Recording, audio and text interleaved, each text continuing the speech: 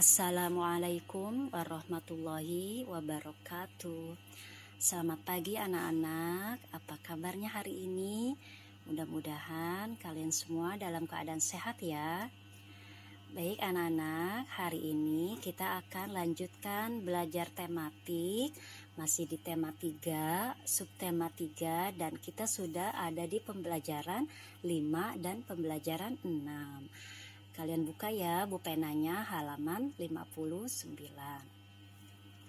Kita masuk ke PPKN KD 3.3. Sikap menghargai keberagaman agama di sekolah. Nah, kemarin kalian sudah mengetahui ada beberapa agama yang diakui di Indonesia. Sekarang Ibu tanyakan lagi ya, ada berapa agama yang diakui di Indonesia? Ya, ada 6. Coba kita sebutkan sama-sama ya. Yang pertama Islam, kedua Katolik, ketiga Kristen, keempat Hindu, kelima Buddha, dan yang keenam Konghucu. Itulah 6 agama yang harus kalian ketahui ya, yang diakui di Indonesia. Kita harus saling menghargai ya. Dari perbedaan agama itu kita harus saling menghargai.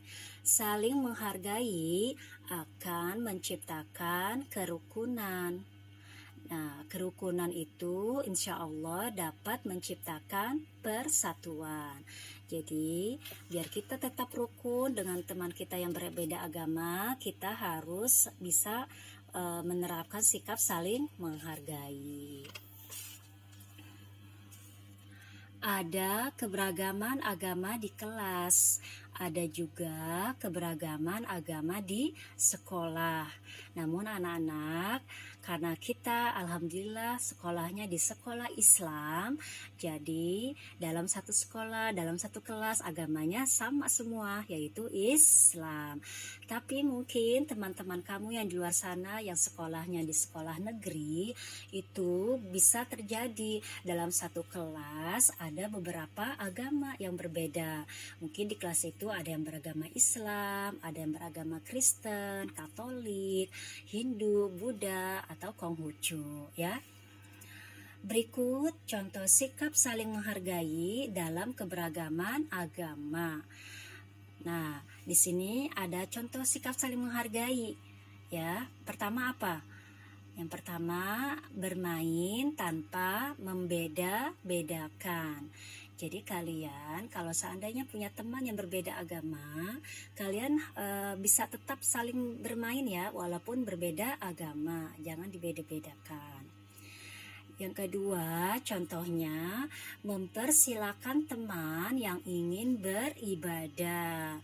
Kalau ada teman kamu yang sedang ingin beribadah, sudah waktunya sholat misalkan, kalian persilakan ya, jangan kalian larang atau kalian ganggu ibadahnya.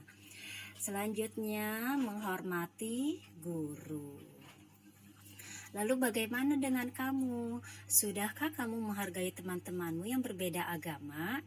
Nah, nanti kalau kalian suatu saat mungkin punya teman yang berbeda agama, atau sekarang mungkin punya teman berbeda agama, kalian terapkan ya sikap saling menghargai. Insya Allah saling menghargai itu bisa menciptakan kerukunan dan persatuan.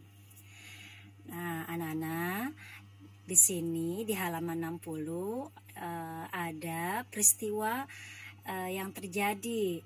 Silakan kalian diskusikan ya, perilaku apa yang tepat sesuai peristiwa-peristiwa ini. Selanjutnya kita masuk ke bahasa Indonesia KD 3.3. Mengurutkan gambar berdasarkan cerita. Beberapa waktu lalu kalian sudah membuat cerita berdasarkan gambar berseri. Banyak kosakata yang berkaitan dengan keberagaman agama. Setelah mengetahui kosakata tersebut, kamu dapat menulis cerita. Kamu juga bisa menulis cerita berdasarkan urutan gambar. Jika gambar-gambar tersebut belum tersusun urut, amati gambarnya dengan teliti. Buatlah kalimat sesuai gambar, lalu susunlah gambar hingga terbentuk sebuah cerita. Jadi, contohnya di sini ya. Di sini ada 4 gambar, ya.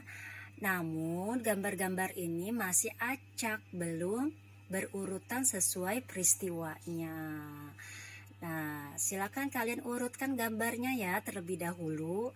Di sini sudah diberikan contoh urutan gambar yang pertama itu nomor 4. Nah, ini nomor 4 peristiwanya ada satu anak sedang membawa setumpuk buku. Lalu ada 2 anak sedang berlari berkejar-kejaran, ya. Itu peristiwa yang pertama. Lalu tolong dilanjutkan lagi ya peristiwa yang kedua apa, nomor berapa, peristiwa yang ketiga yang mana, dan peristiwa yang keempat yang mana, ya. Setelah kalian urutkan gambarnya, kalian bisa menceritakan gambar tersebut ya secara lisan di rumah. Nanti ibu atau bapak kamu yang mendengarkan cerita kalian.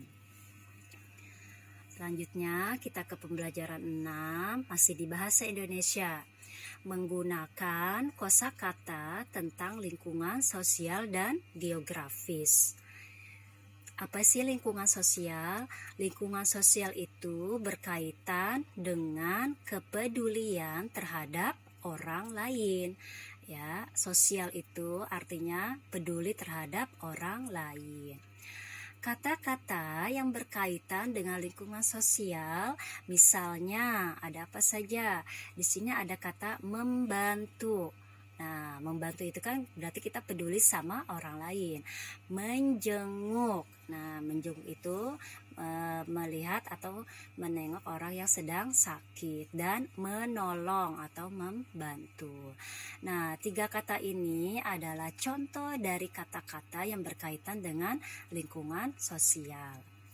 Lalu kata-kata yang berkaitan dengan lingkungan geografis. Nah, selain lingkungan sosial ada kata-kata yang berkaitan dengan lingkungan geografis. Misalnya apa? Di sini ada contohnya nih, misalnya denah, lokasi, tempat, dan rute. Nah, di sini ada kata rute. Apa sih rute? Rute artinya jalur yang dilalui ketika menuju suatu tempat. Ibu ulangi ya, rute artinya jalur yang dilalui ketika menuju suatu tempat. Misalkan dari rumah kamu mau menuju sekolah, itu ada rutenya ya, menuju jalan apa terlebih dahulu, kemudian beloknya belok kanan atau belok kiri ya, itu namanya rute. Kata-kata tentang lingkungan sosial dan geografis dapat digunakan untuk menjelaskan denah. Perhatikan contoh berikut. Made sudah 2 hari tidak masuk sekolah. Made tidak masuk sekolah karena dirawat di rumah sakit. Bu guru berencana akan mengajak beberapa perwakilan siswa untuk menjenguk Made saat pulang sekolah. Mereka berangkat dari SD Tunas. Nah, dari cerita ini ada kosakata ini yang berkaitan dengan lingkungan sosial dan lingkungan geografis. Lingkungan sosial ini ada kata menjenguk. Kemudian ada kata kosakata tentang lingkungan geografis juga ada nih di sini, denah, dan rute. Nah, ini denahnya nih. Denah ya. Denah. Kemudian rutenya kemana saja? Kita dari sekolah SD Tunas, kita mau menjenguk Made di rumah sakit. Nah, ini rumah sakitnya ada di sini ya. Rutenya adalah yang pertama kita berangkat dari SD Tunas menuju Jalan Rinjani. Nah, ini Jalan Rinjani ya.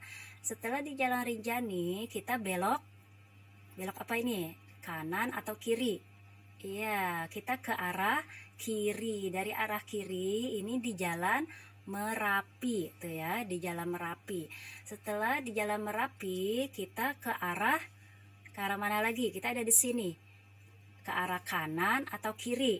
Iya, kita ke kiri lagi, kita ke arah kiri di Jalan Semeru.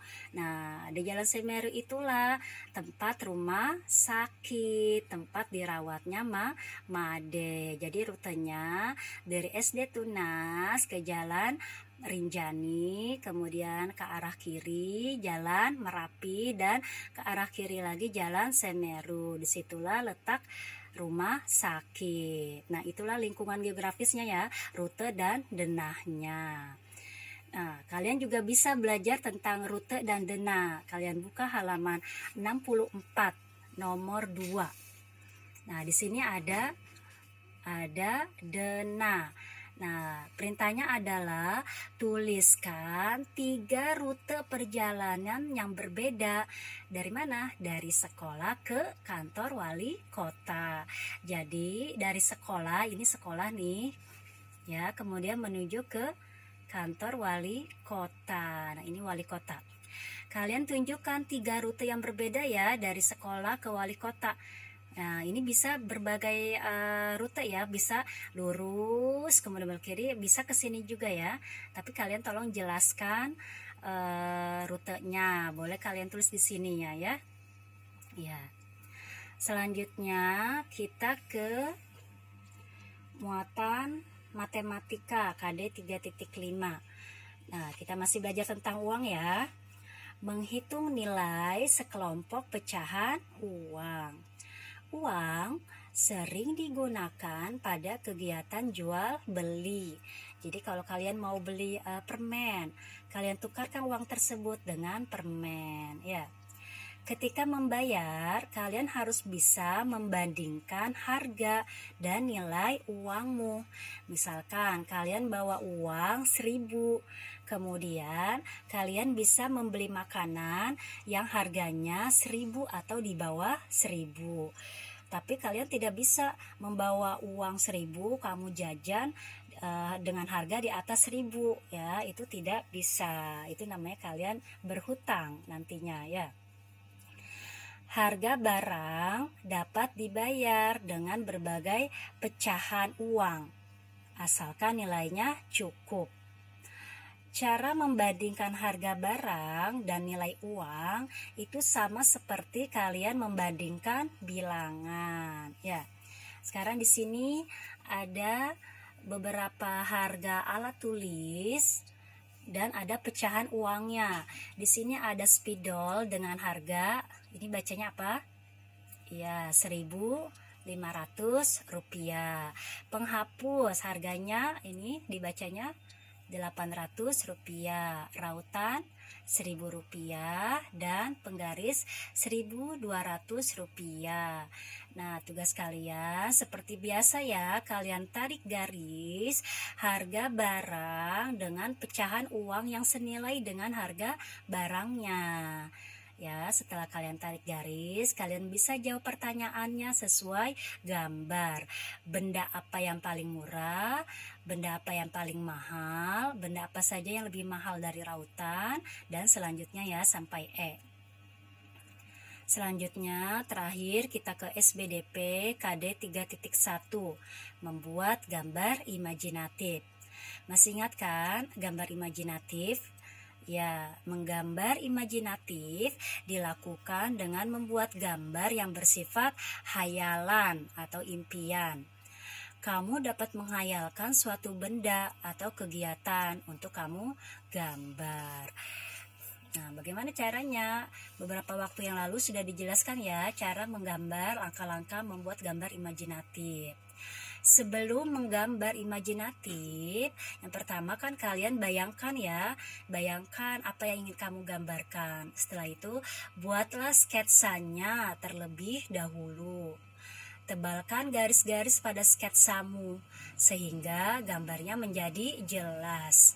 Setelah sketsamu selesai, kamu dapat menggunakan pensil warna, cat air, atau krayon untuk mewarnai gambarmu agar lebih bagus dan indah.